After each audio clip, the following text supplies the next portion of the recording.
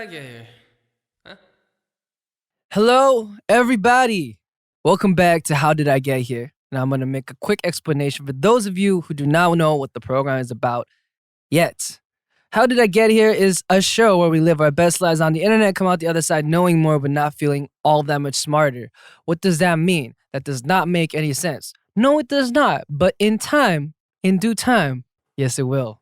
That is what the show about. And I am your host, Jae. I've recently gone blonde, and according to Diane, that means I'm supposed to be more fun. Yeah. I've never heard that before. Right. That's literally the saying. Blondes have more fun. Blonde is more fun? Blondes have more fun. Why? You know what? You're the least Korean American person I've ever met in my life. Why would blondes have more fun? That's just a saying. I have never heard that saying. There's this idea that you're bright physically, like appearance is brighter, so you're more carefree. That's the idea. Interesting. Yes. I could see that taking a twist. Can't in a very believe I have to negative way. explain American colloquialisms too. Gotcha. I'm sorry, I'm not from the Bay Area. No, and this is don't know about America. these. It's America. It's America. It's America. Anyway, guys, welcome to the show. Before we start today, I do want to remind you to subscribe to the podcast as well as leave a review. Also, check out our clips on youtube.com/Dive Studios. Don't forget to subscribe with the notifications on to be able to see our content first. All right, let's dive into the meat of today. And the main topic for today is who invented the question mark. Very interesting question. I wonder who came up with this. I am so intrigued. You know what's so funny? It really was like 2 a.m, like, oh, I need to jot this down. Because, my mind wandered. What a random question. Your mind is very interesting. You don't like, you don't think like linguistics is interesting as someone who's bilingual? I don't. Damn. I just wanna get by. You don't know like why words are the way they are. Nope. Why sentence structures differ between languages and stuff, like what's being prioritized socially. Oh, wow, that's really deep. I didn't even consider that. Linguistic studies, I think linguistics considers all of that. And also just like certain sounds, there's like names to them. Like when people learn about linguistics, it's like the way like you roll your L's, like they know like the muscle you use and like what like diphthongs and stuff like that. Yeah. Diphthongs? Yeah, diphthongs. That's like a way of pronouncing letters that like some people who are born speaking a certain native language would have, while others don't. Diphthong. Yeah, diphthong. Diphthong. Oh my God. Yes. What? That's a real thing, Jay. Look it up. Show me the Look it up, evidence look it you up. support. Look it up. Look it up. Look it up. Look it up. Yeah, diphthong. Diphthong. A sound formed by the combination of 2 vowels in a single syllable, in which the sound begins as one vowel and moves towards another, as in coin, loud, and side. Coin. Yeah. Loud. Sign. Mm-hmm. Oh. Sa and then Like La and not separating the two. loud. Like, in Korean, it's a lot like the syllables are Oh, separated. it's like ka. Yeah. Pa. Yeah, like Mabasa. like kape. Oh, kape. Yeah. What did I say? Well, actually, Kape? that's a bad example, but you get what I mean. Yeah, I know what you mean. Yeah. Actually, that's really Like interesting. side instead of just saying side. Side. Yeah. It's Yeah. all separated. Yeah. Oh, that's why Korean people say that English is very 꿀렁꿀렁s. Mm-hmm. Oh, that makes sense. Yeah. I think someone said like their Korean mom described hearing English as like waves going, and then Korean is like the rock that skips across the water. Oh, Korean sounds really cool though, I think. Mm-hmm. Is that a biased opinion? No, I think a lot of people agree about that, They like especially Korean, people who are fans of Kpop. They, Yeah. Especially if it's not a language they know, they Yeah. say it's really pleasant, especially in like hip hop. A lot of the times, Yeah. it works really well. 아자 차카 타바하. Da da da da da da da da da da. There's a beat to it. There's a rhythm. 아자 차카 타바하. Da da da da da. Shoot, I was gonna say something. Oh yeah, going back to how we got this question. You got it at 2 a.m. in the morning. I hate it. Don't you hate it when it's something work related and you're just about to go to sleep and you feel it coming. You feel like sleep beckoning. Yeah. And all of a sudden, this thought pops into your head, whether it's lyrics, it's a melody, whether it's a question or something for work. And you're like, I have to write this down and I'm going to forget it if I don't. But is it worth it? Oh, I have, a lot of that. I hate that. Mhm. I hate that. And then you look at it the next morning, you're like, what is this? It's not worth it. What is this? Ramblings of a mad person. It happens to me all the time. You're like, I can just see you with the rest of the members of DAY6 being like, yo, I came up with some great lyrics. And then I look at it and I'm like, as you're reading it, you just start fading like, what do you got? Dude, okay. Anyway, off topic. But we're going to go into the question of today. Who invented the question mark? Starting point. A history of punctuation in English. C-section evolution of symbols. Punctuation? Question mark. So this is the meat of the topic. In the 7th century, Isidore of Seville resurrected the dots originally proposed by Aristophanes. Who is Aristophanes? Is that how you say his name? I have no idea. Aristophanes. Aristophanes is a person from the 3rd century BC. Whoa. And he lived in Greece. And he offered a solution to the completely run-on writing styles of the Greek language. So what he did was, the original Greek language was featured by spaces between letters, words, clauses, or sentences, right? So Aristophanes proposed that writers use 3 types of dots to allocate the appropriate pause between formal parts of speech. Type 1, a dot located in the bottom denoted a short pause like a comma, right? So the bottom one's a comma. Middle one was an intermediate pause like a colon. I'm going to assume top is full stop, middle is colon, and then bottom is comma. Oh. So that is a system that he created. Yeah. And then the Roman Empire came. And then once they gained power over the Greek politics to their writing, right? They said, Cicero of the Romans said that speakers should exert discretion over his or her rhythm of speech and not be bound by dots or punctuations. So that was all scrapped for the time being, right? And then in the 7th century, Isidore of Seville resurrected the dots. Going back to what I started with, originally proposed by Aristophanes. Yes. So that's the history of what happened. Wow. Do you think you have a good grasp on punctuation? Hell no. Really? Yo, okay, this is my theory about the current generation. Autocorrect has ruined us all. Really? Autocorrect has ruined my life with English spelling, especially. Not just punctuation. I've never been good at punctuation. I put semicolons where colons are supposed to be. I still don't know the difference. But this is where I really care. When you're texting and when you're tweeting things and you spell something wrong, I mean, punctuation, I know I'm going to get wrong, so I accept it. But when I spell something wrong, it drives me crazy. Yeah. Because when I spell it wrong, it looks right. And then when I do the autocorrect, it looks wrong. You ever have that happen to you where you look at a word for so long that starts looking weird? Mm-hmm. It happens to me all the time. And I don't know what's right, what's wrong anymore. Hence, autocorrect has ruined us all. I was so good at spelling back in the day when there was no autocorrect on my phone. Yeah. My autocorrect always gets it wrong. So like, what? Like, you know when it like auto predicts what word you're trying to spell? Oh, yeah. It'll always auto predict the word that I'm not trying to spell. How do you spell your words for autocorrect to be wrong? Well, it's like, it's like the front half of the word is like commonly used as like, what is a suffix?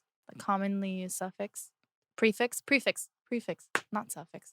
You're getting all grammar on me. I don't know what you're saying. Grammar is not my field. I abuse the semicolon. I feel like some people are scared of the semicolon. I abuse it. What's the semicolon for? It's used for many things. That's why it's easy to use. Okay, then. Okay. Semicolon is really good for connecting 2 similar lines of thoughts, but can stand as 2 separate sentences. Oh. But it's like one sentence wouldn't necessarily make sense without the other. Okay. You know? Okay. Or for lists, it's really good. So if your list isn't just like one-worded things, like if you're going like, I'm going to get carrots, tomatoes, potatoes, you would obviously use like a comma. But if your list is like probably examples of ideas or concepts, you'd probably use a semicolon. He went to pull the sword from the stone, semicolon. He also went to find Merlin. Did you just wink at me when you said that? I wouldn't use it like that. So what was the first sentence? He went to pull the sword from the stone. He went to pull the sword from the stone, semicolon. The stone that meant a lot to the people of that town. Oh, it's a comma. Sort of. You could just use it as a comma. It doesn't make it. You could, yeah. They're interchangeable, but sometimes it makes more sense when you're connecting ideas rather than because commas sometimes are for lists and quickly specifying one specific thing. So like Mr. or like Dr. Mulaney, comma, a dentist at my local whatever hospital or something, comma. It's really fun. Knowing grammar and punctuation just makes it easier to express your thoughts and ideas. You people make it harder for the rest of us. No, it's fun articulating with specificity. I can't speak. Ladies and gentlemen, the species. The species that causes turmoil with grammar. No, you're a writer too. You're like a poet because you write songs. Yeah, but I don't write punctuation. Yeah. Diane is the type of person on Twitter to be like, you got your wrong. No. Yes. Because I get it wrong and I delete it and I repost it real fast. Me too. I literally had a tweet, please take me off your notification alert for Twitter. Oh my goodness. Because my nightmare is just seeing one person just getting an alert over and over of me retweeting the same thing because I kept spelling something wrong or you could turn off notifications? Like, Maybe I should turn off notifications. No. Like they have to turn off notifications from you. Oh, tell people to turn it off. So I told people like, do not turn on notifications for my tweets because you will get 5 in a row of me just deleting or reposting because I kept like omitting a word or getting a word wrong. That happens to me all the time. Yeah. Happens to me all the time. Yeah. Wow. Good times, guys. Anyway. Okay, so that was the history. And now we're going to go to the origin of the question mark, which is, I feel like, the same thing. Maybe it'll give us a more concise meaning of it. Oh, okay, here are a couple theories about how the question mark was formed. Oh, no one knows for sure? Yeah, no one knows for sure. Okay, rather fittingly, the origins of the question mark are clouded in myth and mystery. One of the most appealing stories links the curve of the question mark to the shape of an inquisitive cat's tail. Whoa. I love that. It's dope. This feline connection is either attributed to the ancient Egyptians, who were of course famed for their worship of cats, or to a monk who took inspiration from his curious pet cat and included the symbol in his manuscript. Interesting. A parallel story suggests that the exclamation mark derives from the shape of a surprised cat's tail. That's cool. Sadly, like many of the most charming and amusing origin stories, there is no evidence to back up this tale. Get it? Get it? Get what? Tail. Oh, I just got that. A round of applause, everybody. Woo! Well written. Love Only a writer would catch on to that. Okay. Another possibility links the question mark to the Latin word quaestio, question. Supposedly in the Middle Ages, scholars would write quaestio at the end of a sentence to show that it was a question, which in turn was shortened to quo. Eventually, the Q was written on top of the O before steadily morphing into the modernly recognizable question mark. Oh, that does make sense. Oh, I could totally see that happening over the generations. But once again, there is no manuscript evidence for this theory. I really like the cat one. Yeah, that's cute. Yeah. That makes so much sense. That's so human. I know. A little cat's tail. Yeah. With a question mark. It was curved all the way to the butt and then down to the body. That's kind of cute. I like that. That would be so hard to figure out what was like a question or not. Yo, someone needs to make a logo like that. It's a cat's tail. Yeah. As a question mark. Someone make that. Yeah, legit, someone make that. Hashtag hoodoo. What? Hashtag hoodoo. Hashtag hoodoo. Or put it in our Discord, please. Yes, sir. Okay. So this is the story. This next one is the story of the mostly accepted theory. Oh, okay. The story accepted by most involves Alcuin of York, an English scholar and poet born in 735, who was invited to join the court of Charlemagne in 781. Once there, Alcuin became one of Charlemagne's chief advisors and wrote a great number of books, including some works on grammar. In the early ages, punctuation was limited to a system of dots at different levels. Oh. Recognizing the limitation of this system, Alcuin created the punctus interrogativus, point of interrogation. This mark was a dot with a symbol resembling a tilde or a lightning flash above it, representing the rising tone of voice used when asking a question. Oh, and then that spread rapidly through the court of Charlemagne into other centers of learning. Huh. But it wasn't until the 17th century that the question mark gained the familiarity rules and the form that it uses today. And not until the mid-19th century that it was referred to as a question mark. Whoa. I didn't know that. So 1850s and what would you guys call it? This question mark. No, so get it? You just asked a question. Oh. Oh, we have fun here. Whoa, what do you think they called it? Make sure to write your Inquisition marks. Yeah. Well, maybe because potentially literacy wasn't as prevalent. Yeah, like there wasn't that high percentage of literacy yet. Prevalent. Possibly. That's so interesting. I think it's interesting because I was thinking about that too, how it was supposed to represent the lilt and people, the rhythm and how people speak when they ask a question. How that's kind of universal. Yeah. Like even if you don't know a language, you can probably tell someone's asking you a question because of the rhythm of how they're saying it. 뭐라고? What languages do I know? ¿Dónde es la biblioteca? ¿Dónde es la biblioteca? There's always a Yeah, you're right. Maybe there isn't. Maybe there are languages that we're not familiar with where that lilt doesn't exist, but it seems to exist. No, Chinese has it too. 중국어마. Oh yeah. So it goes up. That's so interesting. Yeah. It's like a universal like da-na-na-na-na. Yeah, I like the rhythm of speech. Yeah. Right? Which goes back to the other article that we had from the guy from the Roman Empire. And then he was saying that, we shouldn't have punctuations because it impedes on the original flow and rhythm of speech, which was... This guy was speaking at like the Holy Roman Empire version of the Breakfast Club. Yeah. He's like freestyling. He's like, I don't need punctuation marks for my 8 verse. The Charlemagne of the Roman Empire. Charlemagne the Roman Empire Breakfast Club. Oh my goodness. Wait, which one was this? Let me find it real quick. Because he was the guy who said, we don't need punctuation. Because that also kind of makes sense in itself. Cicero.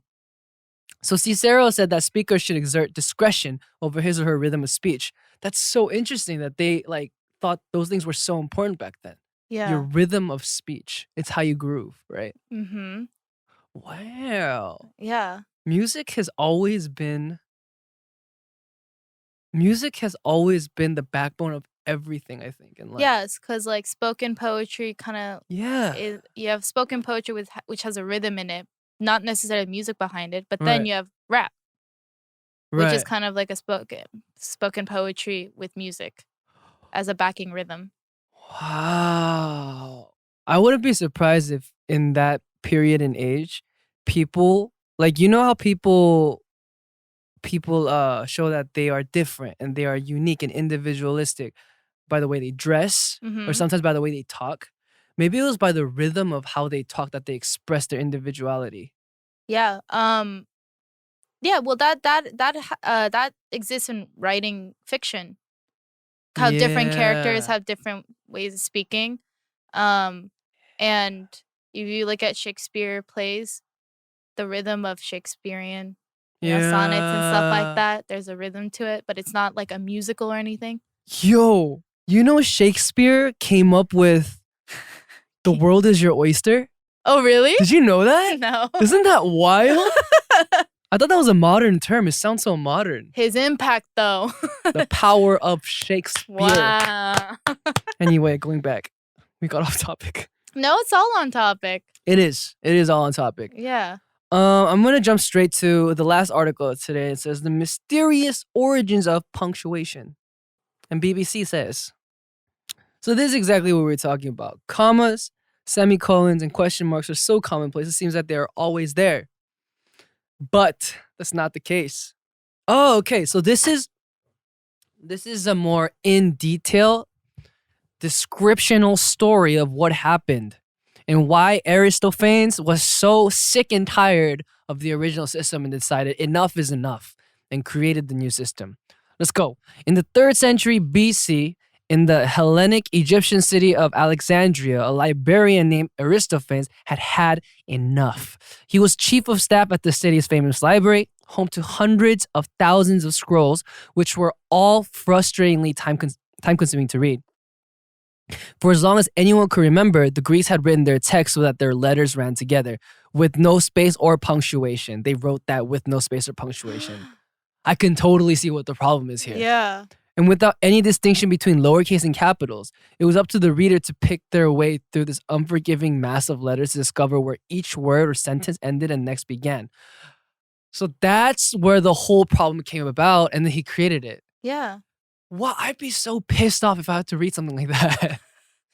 Well, sometimes I get confused by Korean because I feel like my vocabulary is not big enough. So when I see a sentence, I can't tell if I'm reading a name of a place or if I'm reading like a word.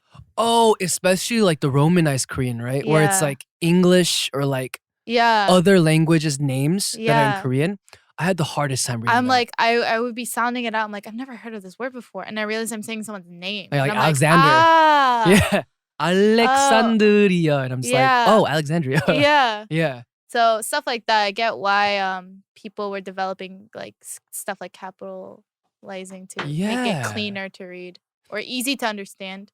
Yeah. Even the space in between like words, the invention of that must have been game changing. They're like, what? We have to use so much more paper. That's what they thought. Anyway, yeah. Wow, good for you, Aristophanes. How do you say his name? It's driving me crazy. I'm gonna look it up. What? You are not saying it right. Okay, I want you to... Aristophanes? Is that what they said? That does actually sound very Greek. Yeah, that sounds about right. Aristophanes? Aristophanes. Okay, I want you to... I want you to put this in. What were you saying? Aristophanes. Aristophanes? Aristophanes. Oh, it's wait, what? Aristophanes. Aristophanes. We'll watch again.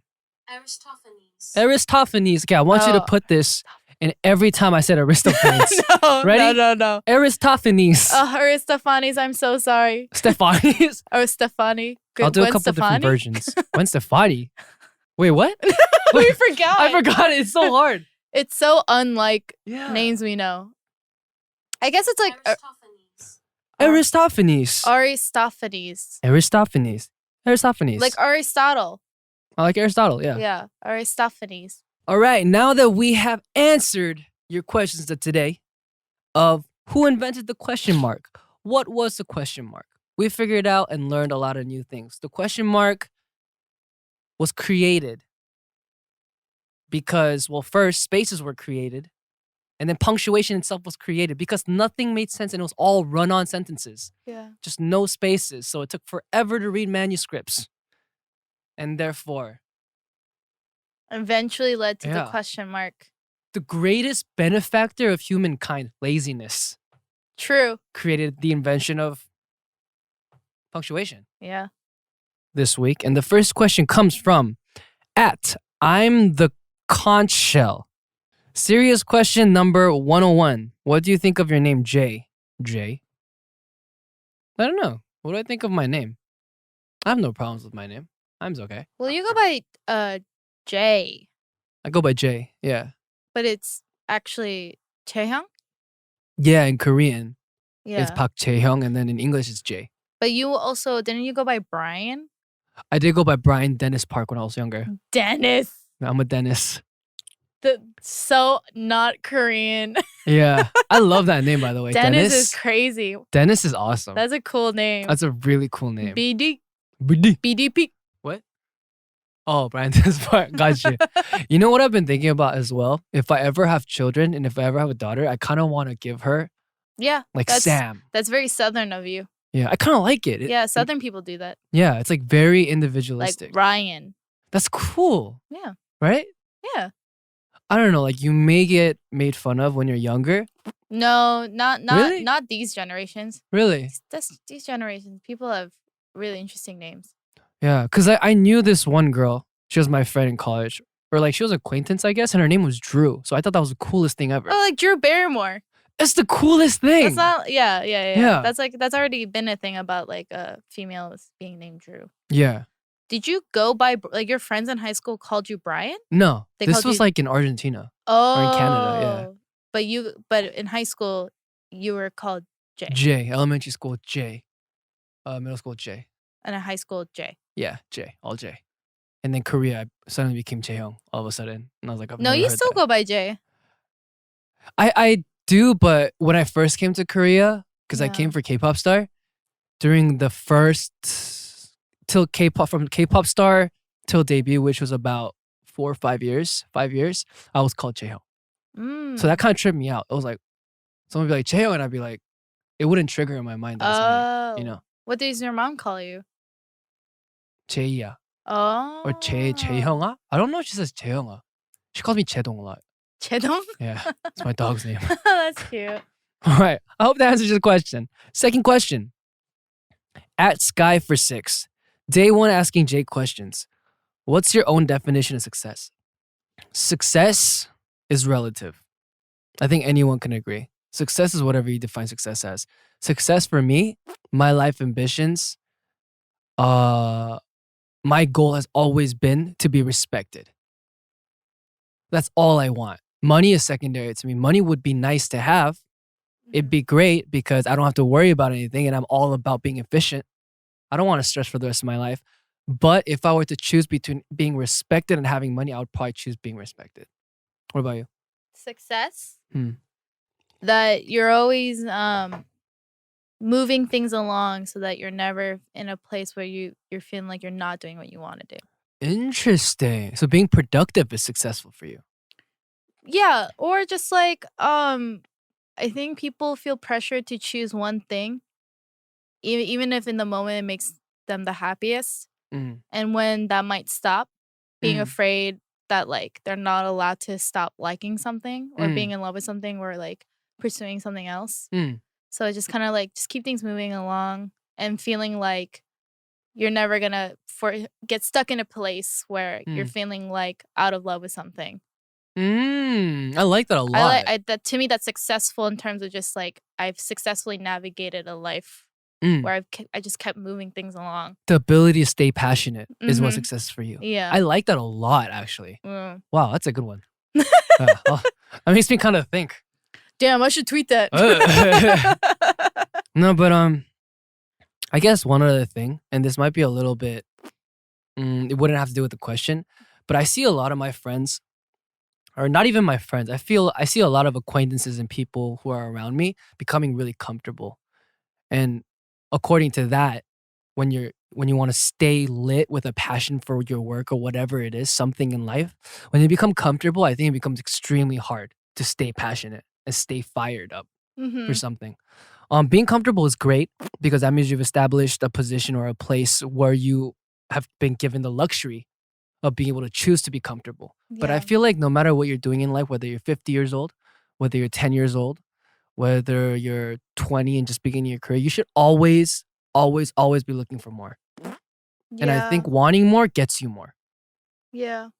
Yeah. So just a bit of advice from old Jay. Old man Jay. Old man Jay. Old man Jay who loves the Dyson. Yes, sir. And HDIGH. Alrighty, guys. Thank you for watching the show today. I just want to remind you to send me your questions with hashtag HDIGH and let us know what should be our next big question search for. You could send us these questions on our Instagram and Twitter at the DAY Studios, as well as youtube.com/DAY Studios.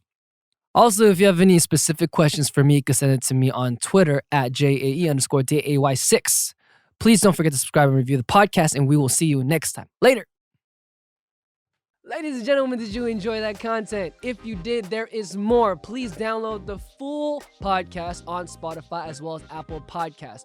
Also, don't forget to subscribe to our YouTube channel at DAY Studios. Don't forget to turn notifications on to hear and see all your favorite clips as fast as possible.